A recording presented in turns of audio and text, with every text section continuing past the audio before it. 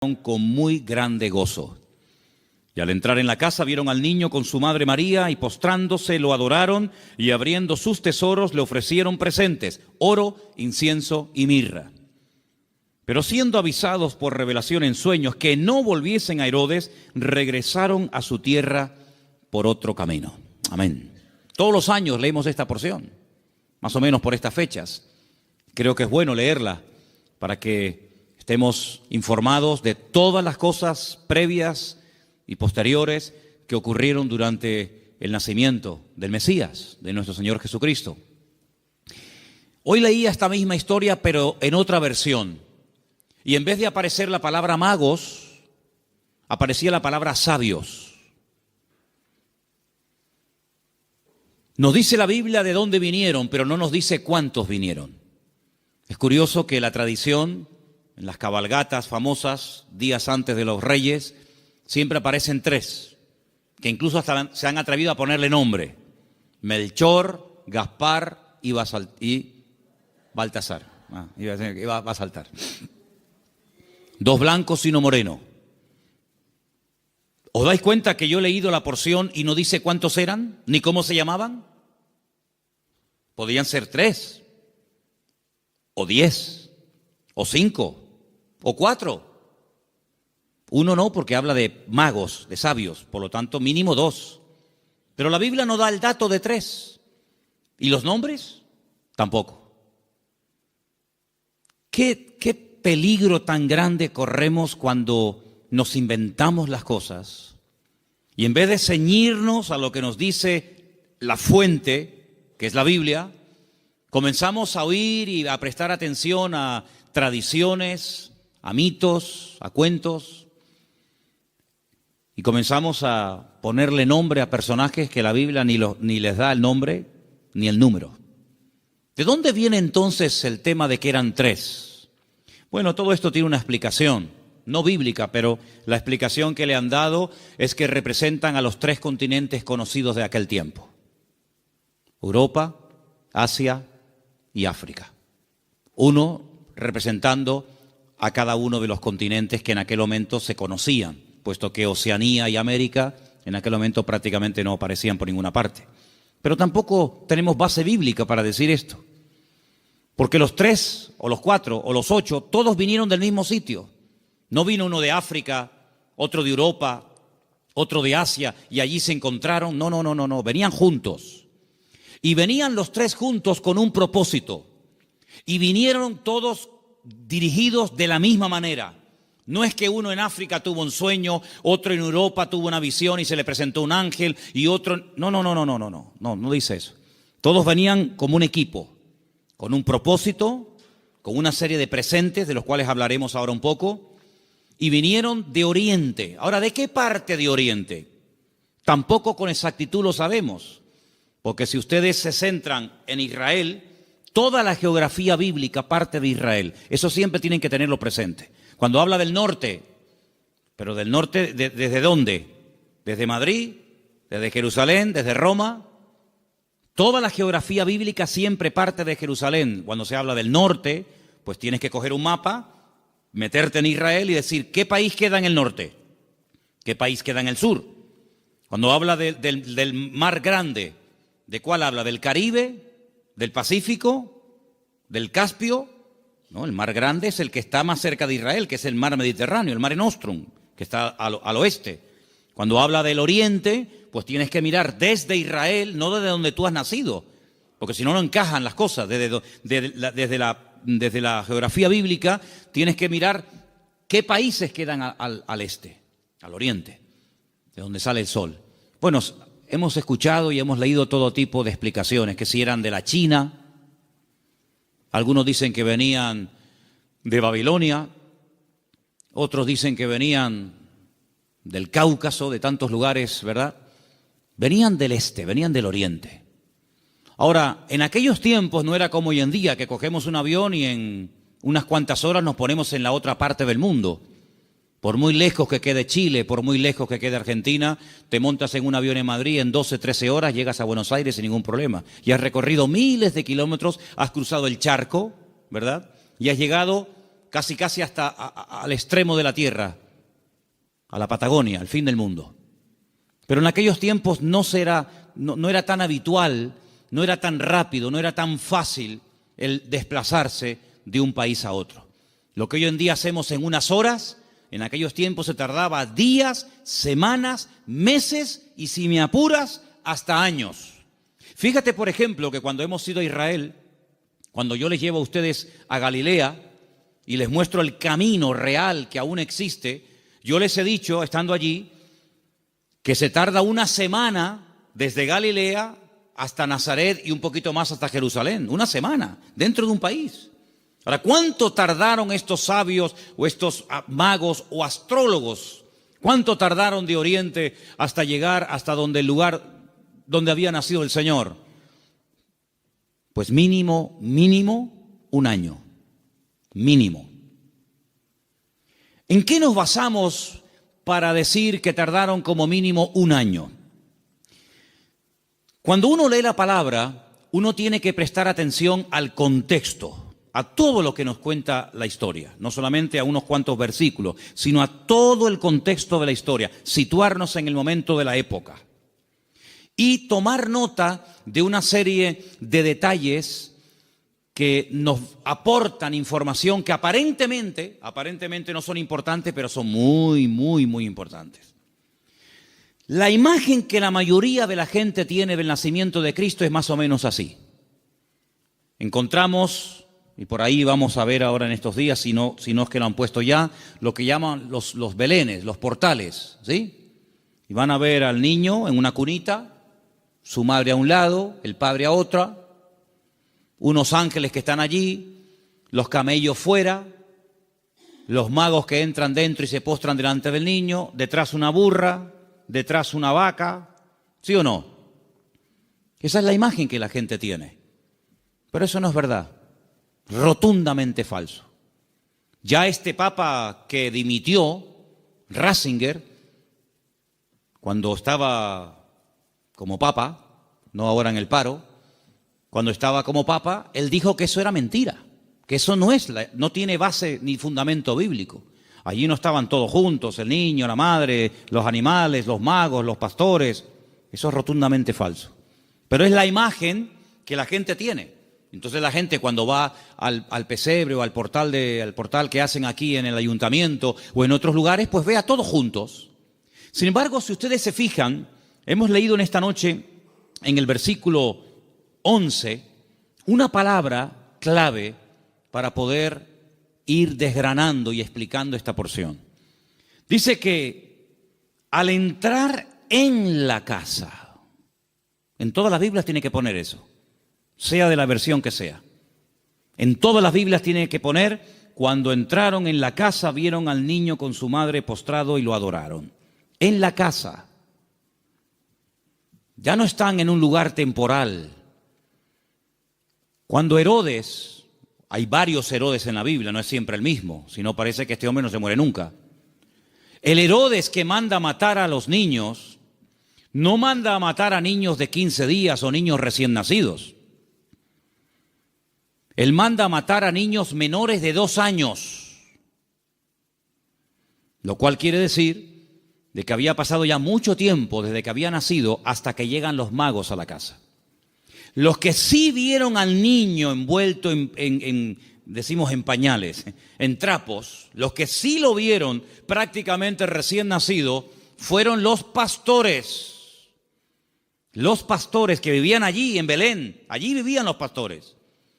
Y allí en Belén hay una cueva que tradicionalmente te llevan a verla y te dicen, mira, aquí es donde los pastores tenían el aprisco, el redil de las ovejas.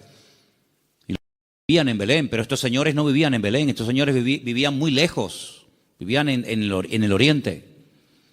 Y estas personas no son advertidos del nacimiento del Mesías a través de ángeles, como fueron los pastores, que dice que estaban cuidando las ovejas, los corderos, porque en Belén era donde se criaban las ovejas, los corderos, que después se iban a sacrificar en el templo, porque Belén y Jerusalén están muy cerquita, se puede ir hasta caminando. Y ellos son advertidos por ángeles, pero los magos y los sabios no. Los magos de Oriente, los sabios de Oriente, vinieron dirigidos por un astro. Nadie les habló, pero ellos miraron al cielo, durante la noche evidentemente, y vieron que una serie de señales indicaban que había nacido el Mesías. Ahora, ¿esta gente era creyente? ¿Eran paganos? ¿Eran idólatras? ¿Eran judíos? ¿Qué era esta gente? Porque si esta gente observa el horizonte y ve cómo se alinean una serie de estrellas y de astros y de constelaciones, ¿cómo saben ellos que el Mesías de los judíos ha nacido si no son creyentes?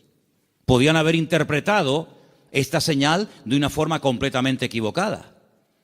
Por ejemplo, en aquellos tiempos era muy común, en los tiempos de la Biblia era muy común que en aquellos sitios de tanta idolatría y de tanta adoración a los astros, al sol, a la luna, a las estrellas, cuando nacía un niño, los sacerdotes de esas religiones sacaban a los niños durante la noche y miraban al cielo. Y ellos interpretaban el momento en el que había nacido el niño, cómo estaba el horizonte, cómo estaban colocadas los astros y las constelaciones, y casi pronosticaban y profetizaban sobre el niño cómo iba a ser. Por ejemplo, hubo un hombre que nació en ese país, en ese lugar de tanta idolatría y de tanta observación a los astros, y fue un señor llamado Taré, que tuvo un hijo llamado Abraham. Y cuando le pusieron el nombre, seguramente interpretaron equivocadamente de los astros que este sería un hombre enaltecido y le marcaron su destino hasta que él huye de esa tierra y el Señor le dice: levanta la mirada a los cielos, cuenta las estrellas, porque lo que te han profetizado no es así. ¿Cuánta gente queda marcada por la visita a un mago, a un astrólogo, a un curandero o a un adivino, y alguien le dijo que su hija o su hijo, su marido o su esposa o tú o no sé quién iba a pasar esto, esto y esto, y esa palabra falsa quedó ahí impregnada, pero como tú la has creído, a esa mentira tú la alimentas y le das fuerza, y el diablo se mueve en la mentira, el diablo se mueve en la ignorancia. Entonces te dice: no, es que tú vas a tener un niño pero se va a morir a corta edad. Y tú crees en esa palabra y la compartes y no sé, y te agarras a ella y le estás dando ideas al diablo. ¿Y cuántas veces queda la gente marcada por falsas profecías, por un pronóstico equivocado, por una carta astral, por una lectura de manos, por lo que dijo una noche un vasito que se movía y apuntaba en no sé qué dirección? ¿Y cuánta gente queda marcada de por vida? Y creen que van a estar enfermos, que van a morir jóvenes, que el marido se va a ir con otra, etcétera, etcétera, porque han creído una mentira. Y si la verdad te hace libre, la mentira te esclaviza y te amarga y te oprime la vida. Pero estos hombres, cuando miraron ellos creían que aquel Leo y aquellas estrellas, ellos creían que aquello tenía un propósito y una razón. Y ellos no dijeron: ¿será que van a ser un rey en nuestra tierra? ¿Será que va a haber una catástrofe, un tsunami, un terremoto? No, ellos no se equivocaron, ellos interpretaron correctamente aquello y se ponen en marcha. Y como mínimo, te dije antes que tardaron un año. Y ellos no van yendo por todos los países preguntando: oye, ¿será aquí? ¿Será allí? Como aquellos que aquella noche, cuando oyeron la palabra profética del Señor que dice: uno de vosotros me va a entregar, todos dijeron: seré yo, seré yo, seré yo, seré yo, todos menos uno que dijo quién es. Los magos, los sabios de Oriente no comenzaron a ir por Europa, por África, diciendo: será por aquí, será por allá. No, esa estrella, su estrella, no una cualquiera, su estrella, esa señal profética marcada en el cielo, indicaba en una dirección. Ellos seguían y llegaron nada más y nada menos que al sitio correcto, al país correcto y al pueblo correcto, Belén de Judea. Y cuando llegan allí, a Herodes, que era el rey que los romanos habían puesto como un títere, le preguntan: ¿dónde está el rey de los judíos? Porque su estrella hemos visto en el oriente y venimos a adorarle. Le están haciendo esta pregunta a un rey. No le están haciendo esta pregunta a un esclavo. No le están haciendo esta pregunta a uno que encuentran por la calle, sino que van al palacio, al Herodión, que aún se puede visitar en Belén, ¿verdad? Y le están preguntando al rey, que supuestamente es el rey de los judíos: ¿dónde está el rey de los judíos? Porque venimos a adorarle. Y ellos reconocen que ese con el que están hablando no es. Claro, por eso dice que se produjo una consternación. La gente comenzó a decir: oye, han venido gente de lejísimos cargados con unos presentes y unos regalos, una fortuna en oro, en incienso y en mirra, y dice que vienen a adorar al rey de los judíos y dicen que su estrella han visto en el oriente, y estas noticias corrieron hasta Jerusalén y se produjo un tumulto tremendo porque la gente decía, pero ¿a quién se refieren? Es decir, había nacido el Mesías, profetizado durante siglos y siglos, y nadie se había enterado. Fue como un nacimiento secreto. Nació el Mesías, del cual habló Isaías, Jeremías, Ezequiel y tantos profetas, y nadie se había dado cuenta. ¿No te has parado alguna vez a preguntar que Dios puede hacer muchas cosas hoy en día entre nosotros y no nos hemos dado cuenta de que es el Señor?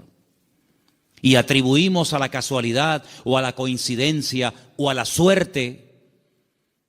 Sin embargo, el que tiene todo el control y el dominio siempre es el Señor. ¿Cuántos dicen amén?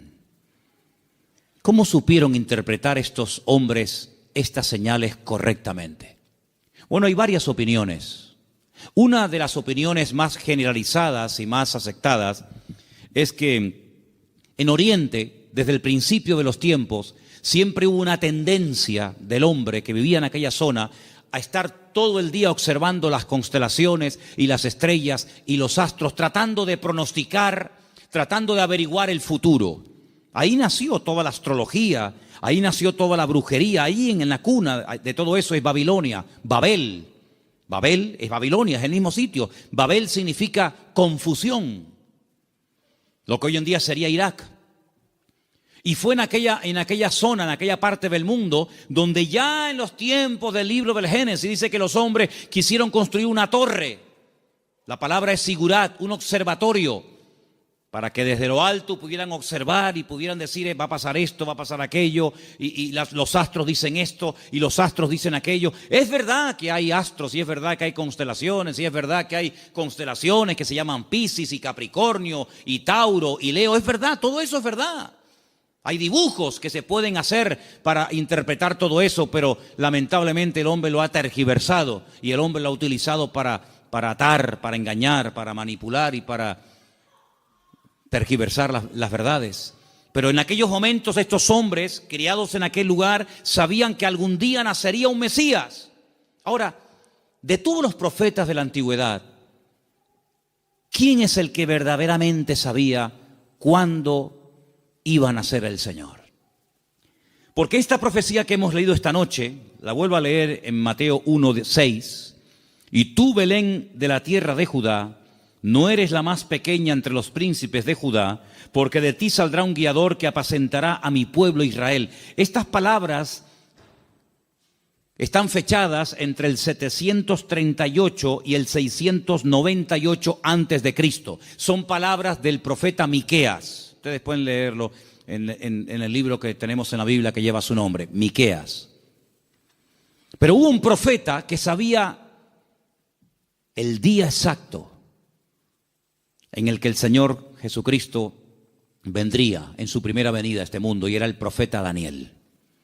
El profeta Daniel tuvo una revelación tremenda, muy amplia, y él sabía perfectamente que si se comenzaba a contar, nosotros contamos hacia adelante, ellos contaban hacia detrás, ¿verdad? Si se comenzaba a contar desde que se les permitiera retornar a Jerusalén, restaurar las murallas, él sabía perfectamente cuándo nacería el Mesías.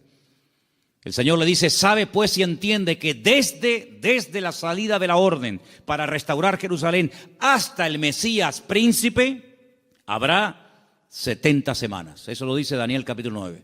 Desde hasta. ¿Cuándo empezamos a contar? Desde que salgan y comiencen a restaurar la ciudad y comiencen a levantar el templo. Desde que salgan hasta que venga pasarán 70 semanas. Pero claro, como expliqué en su momento, 70 semanas son 490 días. Y no hay 490 días desde que Nehemías, Esdras y Zorobabel reconstruyen la ciudad de Jerusalén hasta Cristo. no hay 490 días, hay muchísimos más. Entonces, ¿qué es lo que pasa? Pues también expliqué en su momento, y quiero solamente recordarles, que la forma de contabilizar el tiempo en la Biblia y según el pueblo de Israel varía mucho de cómo contamos nosotros el tiempo. Partimos de la base de que nuestro calendario no es el calendario bíblico. Nuestro calendario es un calendario mandado a hacer por un papa llamado Gregorio. Un tiempo que gira, un año que gira en torno al tiempo que tarda el sol en dar todo el círculo, ¿verdad? O la Tierra, perdón, el tiempo que tarda la Tierra en recorrer las 4 estaciones, que es alrededor de 365 días. Mientras que el calendario bíblico es un calendario basado en la luna y tiene 360 días. Silencio, por favor. Quiero que presten atención todos, no me estén hablando nadie. Si el calendario bíblico tiene 360 días y nuestro calendario tiene 365, aquí hay un problema. Nuestro calendario va aumentando más rápido de lo que va aumentando el tiempo bíblico. Tenemos más días para hacer un año que el calendario bíblico. El calendario bíblico es más corto. Primer problema. Segundo problema que tenemos. Nosotros contabilizamos el día a partir de las 12:01 de la noche. En la Biblia no se cuenta, estamos hoy a jueves, ¿verdad? ¿Hasta qué momento será jueves? Hasta las 12:01. Hasta las 12 de la noche es jueves. Y a las 12:01 automáticamente ya es viernes. En la Biblia el día empieza con la caída del sol. Cuando se pone el sol y una mujer no tiene luz para enhebrar una aguja y ya se pueden ver tres estrellas en el horizonte y ya no hay luz suficiente para enhebrar una aguja, ahí empieza. Si en este momento en Israel a las 4, 4:15, 4:30 como mucho de la tarde ya es de noche, quiere decir que en Israel a las 4:30 de la noche ya es viernes, mientras que aquí todavía estamos en el día jueves. ¿Se dan cuenta la cantidad de desajustes que se producen? Cuando el hombre se sale de la palabra, cuando el hombre sale de la escritura, es un lío. Por eso después no encaja nada. Por eso muchas personas han intentado poner fechas y tal, y es un desastre, porque no se ciñen a la escritura. Todas las profecías, todas, absolutamente todas, las de la primera y las de la segunda venida de Cristo, todas están basadas en el calendario bíblico, no en el calendario gregoriano o cristiano, que es el que tenemos nosotros hoy en día. Según el calendario bíblico, estamos en el año 5777. Según nuestro calendario, estamos en el año 2016 después de Cristo. Pero ¿y antes de Cristo no hubo historia? ¿Antes de Cristo no hubo nada? ¿Cómo que 2016? Entonces hay un desfase tremendo, de 5777 a 2016 después de Cristo. Y no contamos lo de antes. Tenemos otra forma de contabilizar, ¿verdad? Porque hay un antes y un después. Entonces es muy importante darnos cuenta de que el profeta Daniel, cuando recibía las revelaciones acerca de la venida del Mesías, el Señor le estaba hablando con términos bíblicos, no con términos modernos. Y cuando el Señor le dice 70 semanas, Daniel, sabe pues y entiende, escucha esto, desde que salgáis hasta que venga el Mesías príncipe, pasarán 70 semanas, pero resulta de que en el pueblo de Israel y según la Biblia, y esto está demostrado en el libro de Levítico, las formas de contar los días y las semanas también son diferentes. ¿Por qué? Porque nosotros llamamos semanas a un grupo de 7 días. Y 7 días para nosotros es una semana. Claro, y para todo el mundo. Pero además, en la Biblia se llama semana a un periodo de 7 años. Es decir, si le preguntas a un niño cuánto tiempo tiene, te puede responder de 2 maneras. A la manera nuestra y te dice, yo tengo 7 años. O te puede decir, yo tengo una semana. Y tú dices, ¿cómo va a tener este niño una semana? Qué grandes son los niños en Israel, ¿no? Pero tienes que multiplicar, ¿verdad? De tal manera que cuando el Señor le dice al profeta Daniel, 70 semanas están determinadas sobre tu pueblo. Lo que le está dando es un paquete profético de 490 años. 70 por 7, 490. Y esos 490 años, hay diferentes bloques, diferentes características, diferentes sucesos, diferentes acontecimientos, que cuando tú lo sabes interpretar, pues tú dices, efectivamente, 483 años, multiplícalo por años de 360 y te va a dar el número exacto de días que hay desde que salieron de Babilonia y restauraron Jerusalén hasta que entró el Mesías. Pasaron 483 años. Pero dice, pero son 70 años, 70 semanas. Y la última semana, los últimos 7 años, son los famosos 7 años de la gran tribulación. Y todo encaja. La Biblia es matemática pura. Es la única ciencia exacta, las matemáticas. En todas partes del mundo, 2 y 2 son 4. En todas partes del mundo. Por encima del Ecuador y por debajo del Ecuador, 2 y 2 son 4. En todas partes del mundo. Es una ciencia exacta, ¿verdad? No se puede cuestionar. No es que aquí 2 y 2 son 4, allí son 3 y medio, allí son 8. No, en todas partes es igual. Y el Señor usa la matemática de Él, el tiempo de Él, el calendario de Él, para preparar a los pueblos, para preparar a las naciones, para preparar a su pueblo, para que aquel día no nos sorprendan las cosas como ladrón en la noche. Entonces estos hombres seguramente tenían la información que tenía el profeta Daniel. Y junto con la información del profeta Daniel y la observación meticulosa de los astros y de las estrellas, automáticamente dijeron: el tiempo se ha cumplido. El tiempo se ha cumplido del nacimiento del Mesías. Y ellos se ponen en marcha. Y cuando llegan, pues ya el niño no es un niño recién nacido. Ya el niño no está en un pesebre. El niño está en una casa. El niño está en una casa. Es interesante notar que en el pesebre estaba José y María, pero en la casa está solamente María, ya no está José. Y estos detalles es importante darse cuenta, porque son los detalles que nos van a ayudar a tener toda la información, todas las piezas del puzzle, y vamos a poder decir: amigo, los que vieron al niño recién nacido fueron los pastores. Y los magos o los sabios de Oriente, cuando vinieron, no vieron a un niño recién nacido. Vieron a un niño de 1 año, año y medio, máximo 2 años. Y es muy diferente. Ahora, es interesante que Herodes, es decir, no se toman decisiones políticas, no se hacen edictos reales hasta que le llega la información de los sabios o de los magos a Herodes. Mientras tanto, Herodes estaba tranquilo, pero en el momento en el que estos hombres le dicen: es que el motivo de nuestra visita a Belén, ellos no son de aquí, el motivo de que estemos aquí tan lejos de nuestra tierra es que venimos a adorar a un rey que nos ha dicho, nos ha guiado el Señor, y sabemos que tenemos que venir a adorarle. Jamás un rey, jamás una persona se le ocurriría visitar a un rey con las manos vacías, porque era un insulto. Era una provocación, era el no reconocerme. ¿Cómo te atreves a venir a visitarme a mí con las manos vacías? No me estás reconociendo como rey. Si tú me reconoces y te sometes y me respetas, tienes que traerme siempre un presente.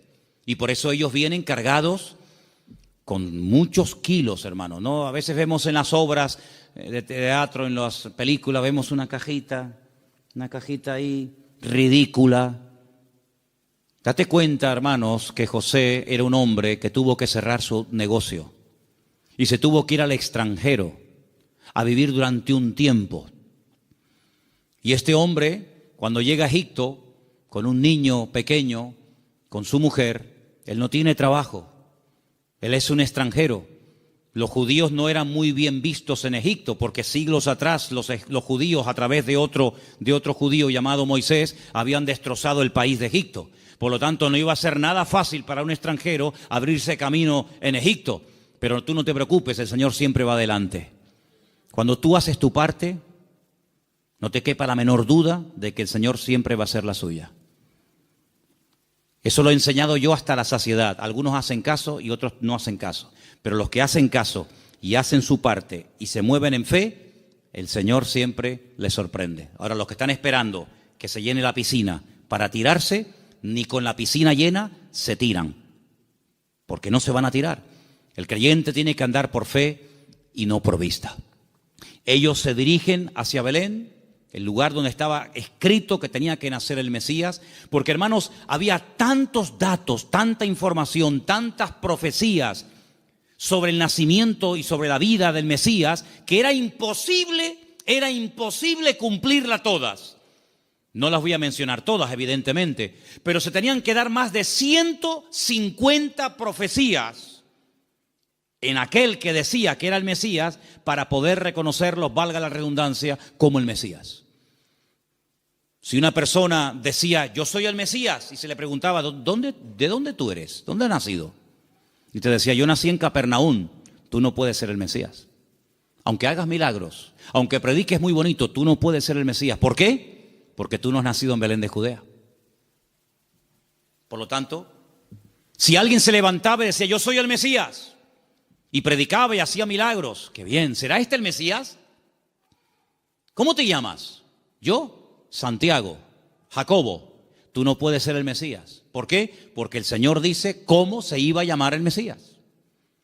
Si alguien se levantaba y decía, yo soy el Mesías, he sanado enfermos, mudos, ciegos, paralíticos, he resucitado muertos, he limpiado leprosos, y la gente se quedaba con la boca abierta. Si a alguien se le ocurría preguntarle, ¿de qué tribu eres? ¿Cuál es el origen de tu familia? Y te decía, yo soy de la tribu de Neftalí. Le podía decir, tú eres un falso Mesías. ¿Por qué? Porque la Biblia profetizaba que tenía que ser de la tribu de Judá.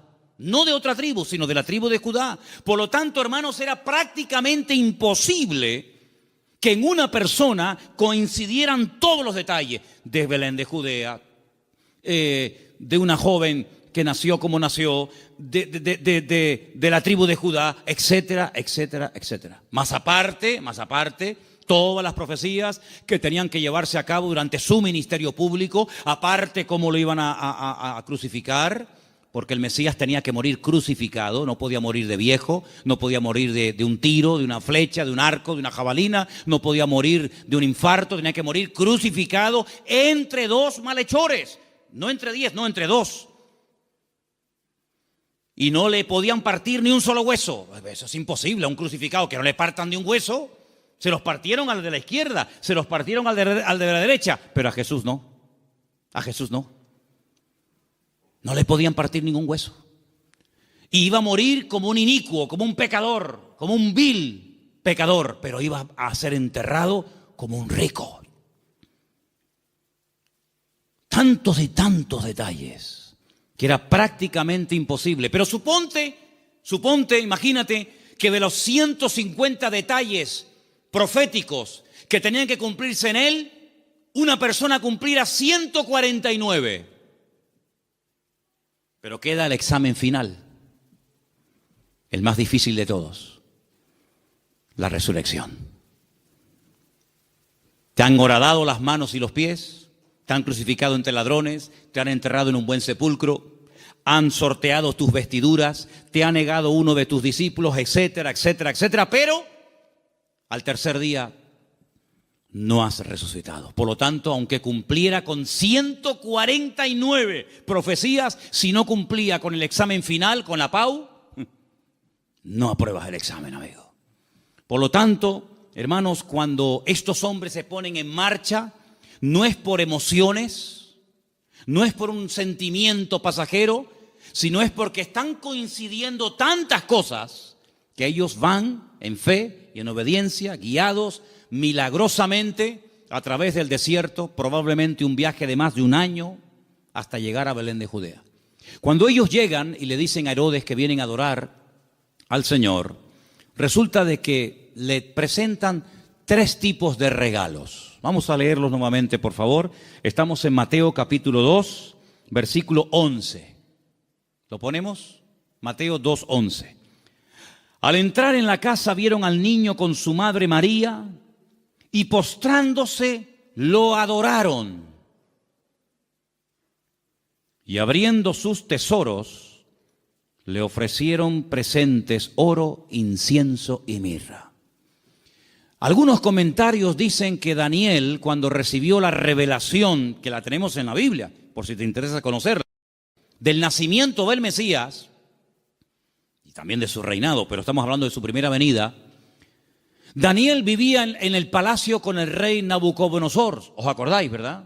Después con Belsasar y después con otros también.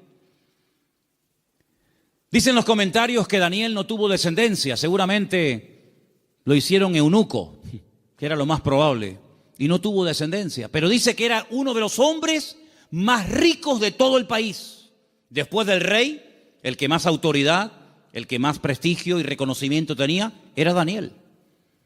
Así de claro, igual que José en Egipto, que después de Faraón el que mandaba era José. Casi podríamos decir que mandaba más José que Faraón. Toda esa fortuna, toda esa riqueza no se la quedaron sus hijos porque, repito, no tuvo. Y algunos dicen que puede ser que estos sabios, guiados como ya hemos dicho, milagrosamente, llegaron hasta Belén y esta fortuna, porque no era una cajita así, era una fortuna en oro, en incienso y en mirra, que a lo mejor tú dices, bueno, yo de las tres cosas me quedo con el oro. ¿Y el incienso y la mirra? Bueno, vamos a ver. Todo lo que la Biblia relata, todo lo que ocurre en la palabra de Dios, todo tiene una razón de ser, ¿sí o no? No hay nada casual. ¿Por qué la Biblia dice que eran 153 peces los que pescaron? ¿Ah? ¿Por qué dice la Biblia que comieron 5,000 hombres? ¿Por qué dice la Biblia que le regalaron oro, incienso y mirra? ¿Qué más da? Le hicieron presente, le hicieron regalos. ¿Y qué más da? No. Lo dice. ¿Te le trajeron qué le trajeron? ¿Ropas? No. ¿Joyas? No. ¿Comida? Tampoco. Oro, incienso y mirra. Tal vez para nosotros esos regalos no sean tan significativos, pero vamos a explicarlos. En estos tres regalos, nosotros podemos ver, en cierto sentido, el reconocimiento de ese triple ministerio que el Señor Jesucristo llevaría a cabo durante su vida. Ustedes saben que en el Antiguo Testamento o eras profeta o eras rey. Las dos cosas al mismo tiempo no se podía hacer. Muy rara vez, por ejemplo, David, a veces profetizaba, pero David no pasó a la historia por ser un profeta, aunque a veces profetizaba. Pero uno conoce a David como el rey de Israel, no como un profeta. Sin embargo, a Isaías lo conocemos como un profeta. Sin embargo, en la figura de Cristo, en la figura del Mesías, se iban a dar tres características únicas de él: rey, profeta y sacerdote. Rey, profeta y sacerdote. El oro representa en cierto sentido la realeza del Señor Jesucristo, porque Él es el Rey de reyes y Señor de señores. Nadie dijo amén, pero lo es. Él es el Rey de reyes y el Señor de los señores. Nació como rey, lo crucificaron diciendo que era un rey y volverá a este mundo como un rey. Cuando nació dijeron, hemos venido a adorar al rey de los judíos. Era un niño, 1 año y medio, 2 años, pero era un rey. Todavía no se manifestaban sus poderes, sus milagros, pero era un rey. Cuando murió en una cruz, él no lo dijo, pero Pilato dijo, quiero que le pongan encima de la cruz un título, una placa donde pongan 3 idiomas para que todo el mundo lo entienda, en latín, en hebreo y en griego. Quiero que pongan, este es el rey de los judíos. Es increíble. Cuando Pilato le dice, pero tú eres un rey, ¿sí o no? Y dice, yo para esto he venido a este mundo. Pasa que todo tiene su momento y todo tiene su lugar. Cuando oramos en el Padre Nuestro, lo leemos o lo mencionamos, hay una parte que recordamos que Él es rey. Cuando decimos, venga tu reino, y no hay reino sin rey, y no hay rey sin reino. Por lo tanto, Él es un rey. Y en ese presente del oro, moneda internacional, dicho sea de paso, porque con oro puedes ir a cualquier parte del mundo, se reconoce que Él era un rey. De hecho, ellos dicen, venimos a adorar a un rey. Pequeño, pero al fin y al cabo rey. Luego resulta de que el Señor Jesucristo era profeta, era la voz del Padre, era el que anunciaba las buenas nuevas de salvación a los quebrantados de corazón, a los ciegos, a los prisioneros, a los pobres. Él proclamaba el mensaje, era un profeta. Y ahí lo vemos, hermanos, como la mirra. La mirra era lo que se utilizaba, ¿verdad?, en los ungüentos para ungir a las personas. Y con ese elemento de la mirra vemos que se le reconoce su ministerio profético. ¿Cuántas veces profetizó el Señor? ¿Recuerdan alguna profecía que dijo el Señor? Yo recuerdo muchas. Por ejemplo, una muy sencilla, pero que se cumplió literalmente. En una mesa se queda mirando a todos y les dice, ¿sabéis una cosa? Esta noche uno de ustedes me va a traicionar. ¿Cómo? ¿Nosotros? Eso no puede ser. Nosotros somos tus discípulos. Lo hemos dejado todo para estar contigo. Pero él profetizó. Eso es una palabra profética. No se había cumplido. Uno de vosotros me va a traicionar. Uno de vosotros me va a negar. Y se cumplió literalmente. Aunque el que lo iba a hacer dijo, no. Aunque todos te abandonen, yo nunca te abandonaré. Y resulta que el que más habla es el que es. Ay, amigo. Yo recuerdo una profecía que dijo el Señor. Muy larga, por cierto. La tenemos enterita en Mateo 24. En los últimos tiempos se levantará nación contra nación y reino contra reino, y la maldad se multiplicará, pero el que persevere hasta el fin será salvo. Estamos viendo cómo la maldad se ha disparado de una forma increíble, hermanos, increíble. Raro es el día que usted no ponga la televisión a la hora de las noticias y no oiga tragedias y tragedias y tragedias y más tragedias. Si no es en Alemania, es en Francia, si no en Siria, si no en Jordania, si no en Grecia, siempre por todos los lados. Hablábamos de Sodoma y Gomorra, pero ¿cuántas ciudades hoy en día han ganado en maldad a Sodoma y Gomorra? Antes había una Sodoma, antes había una Gomorra, ahora hay miles de Sodomas y de Gomorras, miles. La maldad se va a multiplicar. Falsas doctrinas, falsas enseñanzas, terremotos, pestes. Hermano, ¿cuántas palabras dio el Señor? Una palabra profética que dijo, vete, tu criado ha sido sanado en esta misma hora. Es una palabra profética. Estaba allí, pero cuando llega, estaba sanado. Y dice, ¿a qué hora fue sanado? Y dice, a tal hora. Y dice, a esa hora fue cuando él me dijo que iba a ser sanado.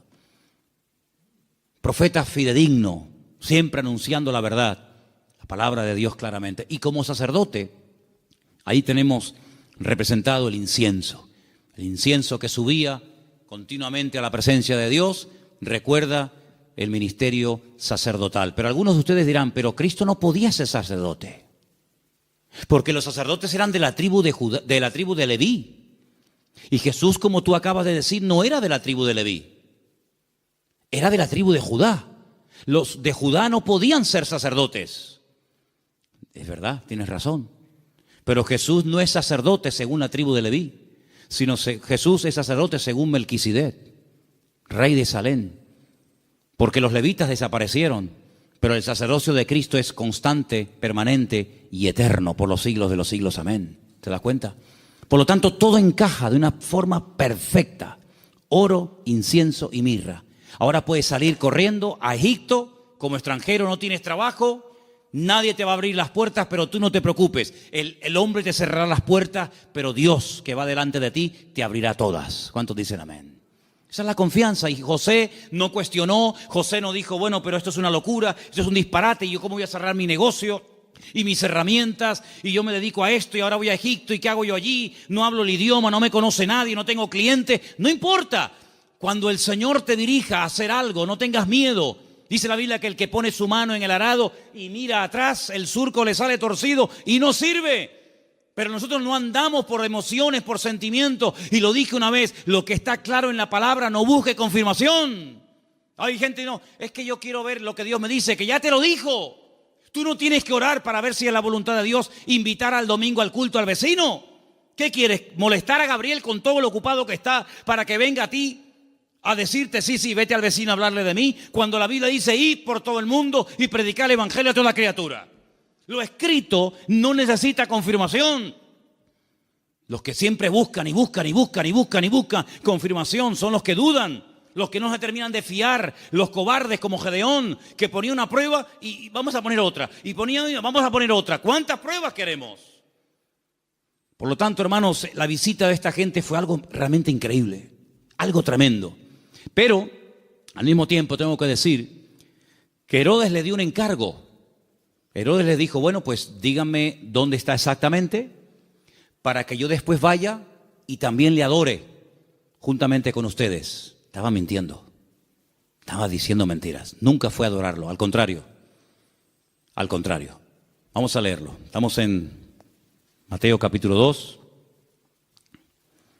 Después que partieron ellos, he aquí un ángel del Señor se le apareció en sueños a José y le dijo: levántate, toma al niño y a su madre, huye a Egipto y permanece allá hasta que yo te lo diga, porque acontecerá que Herodes buscará al niño para matarlo. ¿Te das cuenta? Para matarlo. Le dijo a los sabios: no, yo quiero adorarle, pero es mentira, lo quiere matar, es falso.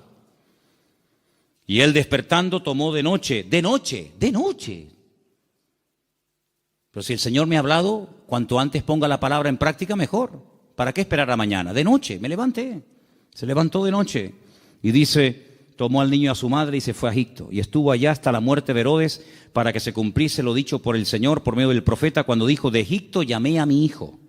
Entonces Herodes, cuando se vio burlado por los magos, se enojó mucho y mandó matar a todos los niños menores de 2 años. Si el niño estaba recién nacido, no tiene ningún sentido promulgar un edicto real para matar a un niño de 1 año, año y medio, 2 años, no tiene sentido. Pero es que ya te vuelvo a repetir, el niño ya hacía mucho tiempo que había nacido. Pasa que los magos habían tardado mucho tiempo en llegar. Entonces dice que mandó a matar a los niños menores de 2 años que había en Belén y en todos los alrededores, conforme al tiempo que había inquirido de los magos. Es curioso que cuando le interesaba tener una información se movía, pero cuando no quería cumplirla se hacía el loco, ¿no? Entonces se cumplió lo que fue dicho por el profeta Jeremías, otra palabra más cumplida. ¿Qué decía la palabra? Voz fue oída en Ramá, grande lamentación, lloro y gemido. Raquel, que llora a sus hijos y no quiso ser consolada porque perecieron. Pero después de la muerte de Herodes, aquí un ángel del Señor le apareció en sueños a José en Egipto y le dijo: levántate, toma al niño y a su madre y vete a la tierra de Israel, porque han muerto los que procuran la muerte del niño. ¿Cómo iba a saber José en Egipto sin WhatsApp, sin Facebook, sin ordenador, sin nada, que ya puedo volver a casa? ¿Cómo lo puedo saber? Toda la información que necesitamos saber la sabe el Señor. Y cuando el Señor te diga, vuelve otra vez, fíate, porque el Señor sabe perfectamente que el tiempo de la muerte de Herodes ha llegado. Era un hombre que se dejaba, se habla mucho de María, pero la verdad que este hombre era un hombre increíble, un hombre extraordinario, un hombre obediente, un hombre sumiso, un hombre que no cuestiona, no es un hombre lleno de dudas, sino es un hombre que se deja guiar de una forma tremenda. Ellos, habiendo oído que el rey, estamos en el versículo 21, ¿verdad? Entonces él se levantó, tomó al niño, a su madre y vino a la tierra de Israel. Pero oyendo que Arquelao reinaba en Judea en lugar de Herodes, su padre, tuvo temor de ir allá. Pero avisado por revelación en sueños, se fue a la región de Galilea, bien arriba al norte. Y vino y habitó en la ciudad que se llama Nazaret, para que se cumpliese lo que fue dicho por los profetas, que había de ser llamado Nazareno. Es que todo se cumple, es que no hay ni un detalle que tú digas, oye, es que todo, absolutamente todo, el que se vaya a Egipto, el que vuelva, el que justamente se vaya a vivir a Nazaret, el que es que todo, absolutamente todo. Por eso Mateo es tan detallista con estos datos, porque él está intentando convencer a los judíos que van a ser los que van a leer su evangelio. Él está intentando abrirles los ojos y evangelizarlos a través de este evangelio y mostrarles que no era nada casual, sino que todo estaba cumpliéndose literalmente al pie de la letra. Y todo era para que se cumpliera lo dicho por el profeta, para que se cumpliera lo que profetizó el Señor, para que se cumpliera. Esa es la base del evangelio de Mateo, el cumplimiento de las palabras proféticas dichas siglos antes de que naciera el Mesías. Ahora, si saltamos un momentito, y quiero leerlo